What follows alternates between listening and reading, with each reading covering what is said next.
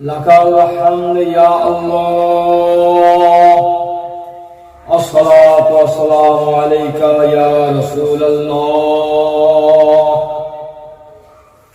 أشهد أن لا إله إلا الله وحده لا شريك له المعبود وأشهد أن محمدا عبده ورسوله المحبوب أما بعد فقد قال الله تعالى في الكلام المبين كل نفس ذائقة الموت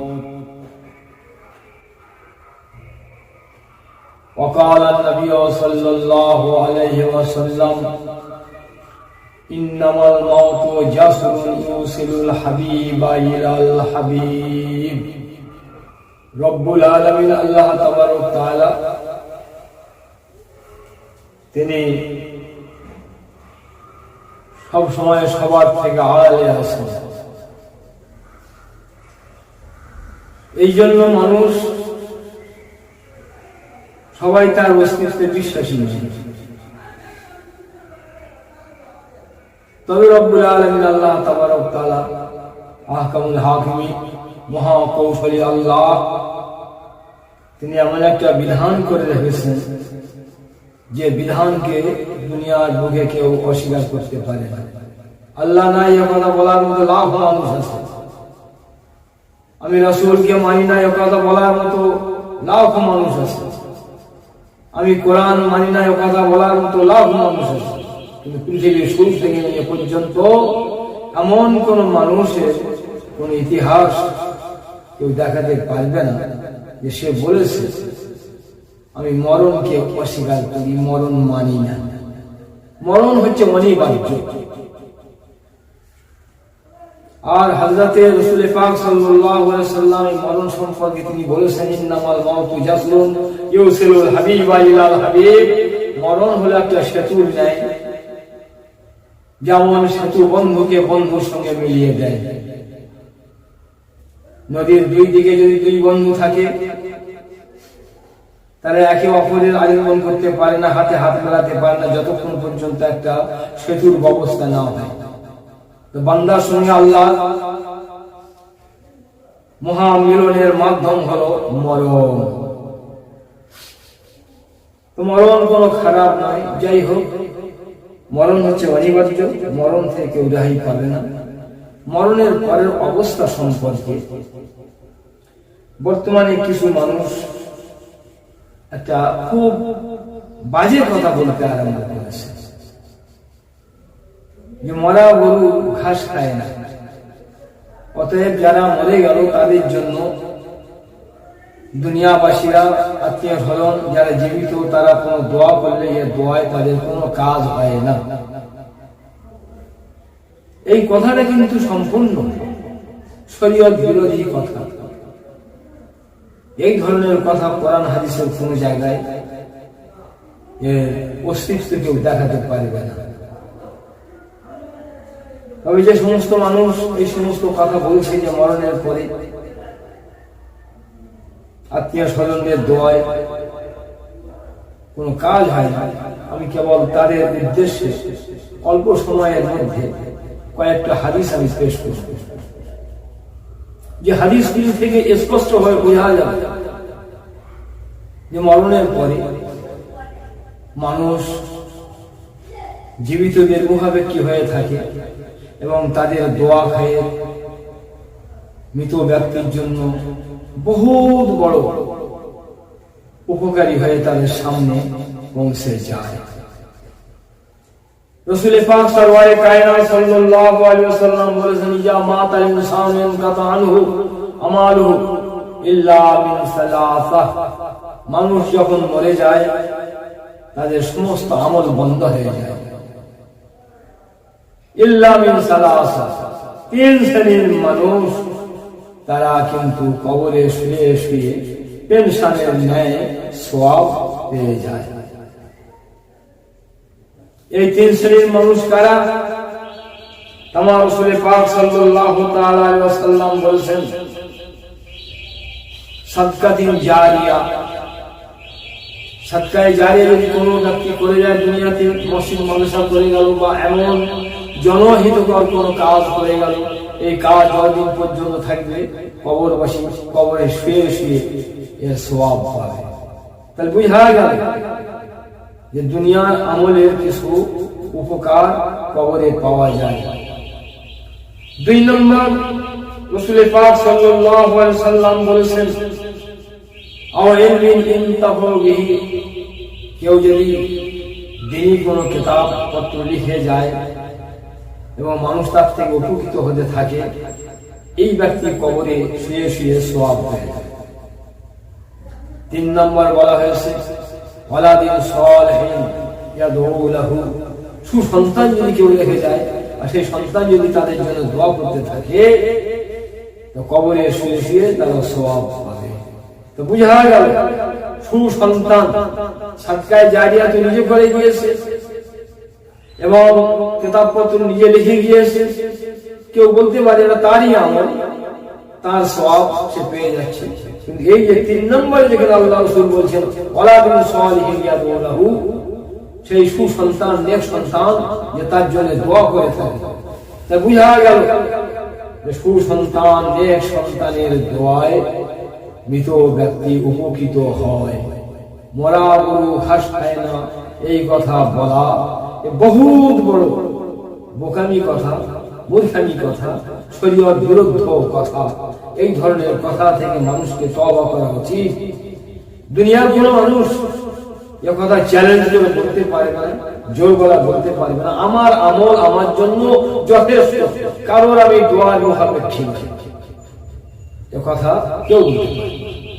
হতে পারে সারা জীবন নামাজ রোজা সমস্ত রকমের ইবাদত ঘোষণা করেছে, কিন্তু দরবারে হাজির হওয়ার তার কোনো ইবাদত কবুল হয় না।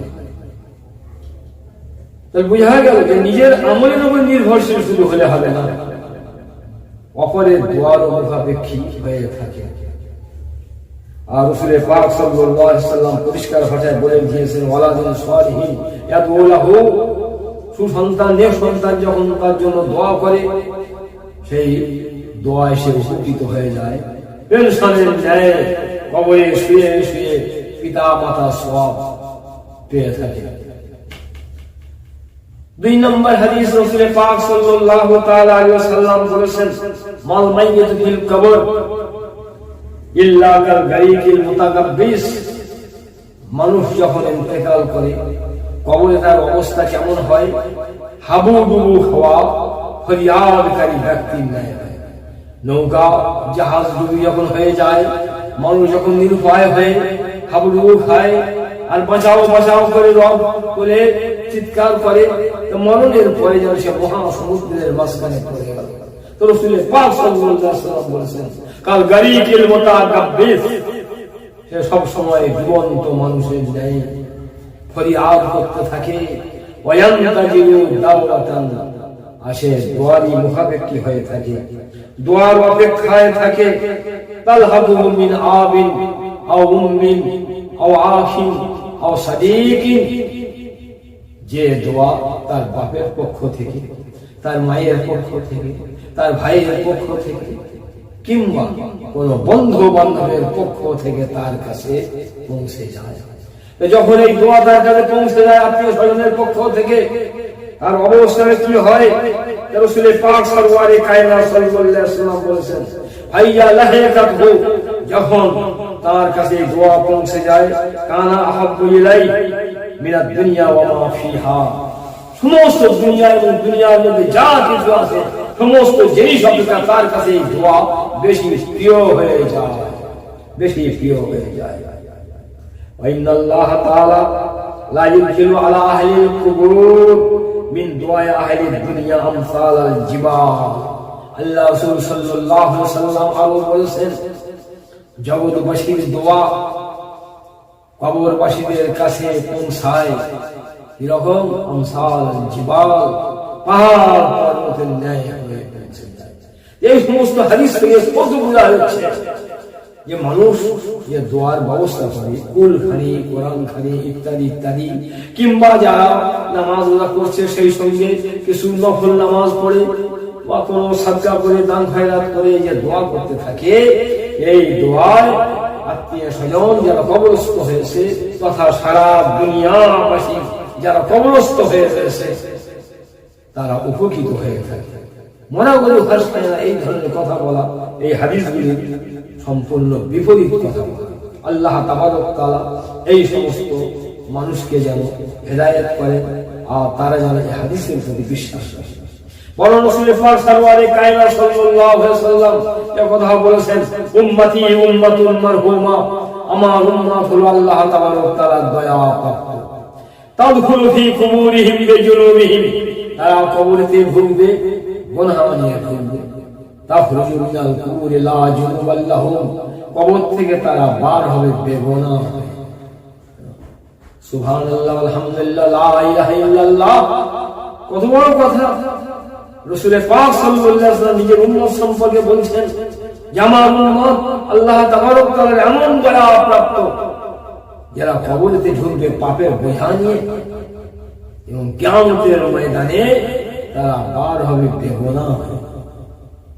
সাহাবায়ে কেরাম জিজ্ঞাসা করেছেন, ইয়া রাসূলুল্লাহ, এটা কেমন করে সম্ভব যেখানে কবরে গিয়ে কোনো আমল নাই, সমস্ত আমল বন্ধ, তাহলে তাদের পাপটা মাফ হওয়ার রাস্তা কি? কিভাবে তাদের পাপ মাফ হবে? তারা বেগুনাহ হয়ে উঠবে কেমন?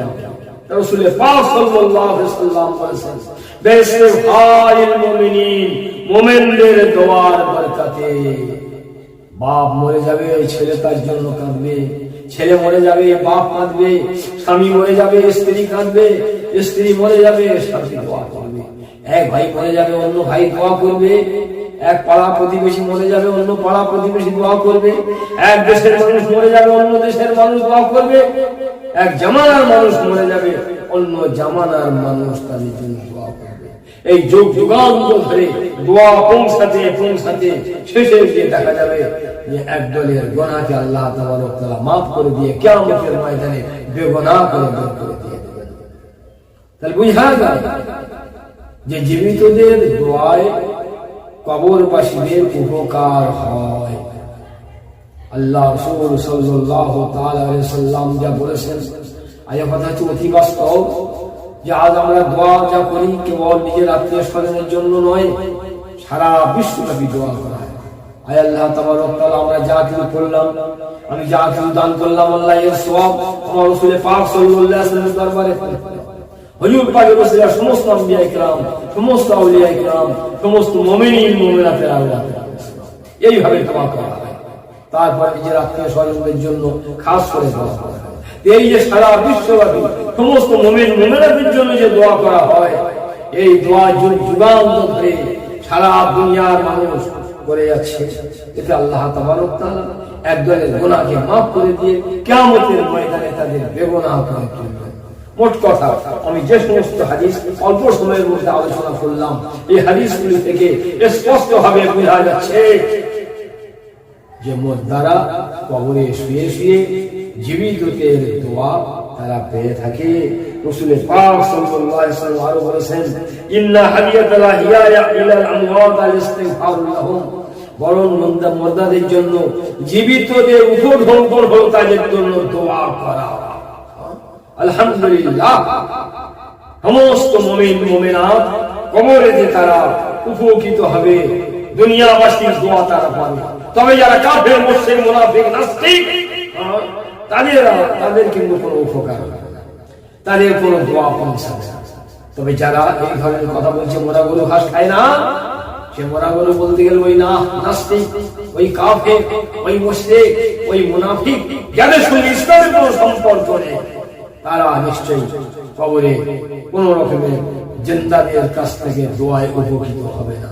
আলহামদুলিল্লাহ, আমরা গুনাহগার মুমিন মুসলমান, তবে কিন্তু আশা রাখি আমাদের ইবাদতে উপাসনাতে যদি আল্লাহ তাবারক তাআলা কবুল নাও করে থাকেন, আমাদের পরবর্তীকালে দুনিয়ার আলেম ওলামা, তালিম তোলাবা, পীর দরবেশগণের দোয়ায় ইনশাআল্লাহ আমরা উপকৃত হব, এই আশা আমাদের রয়েছে। এই পর্যন্ত বলে আমি এখানে সমাপ্ত করছি। ওমা আলাইনা ইল্লাল বালাগ।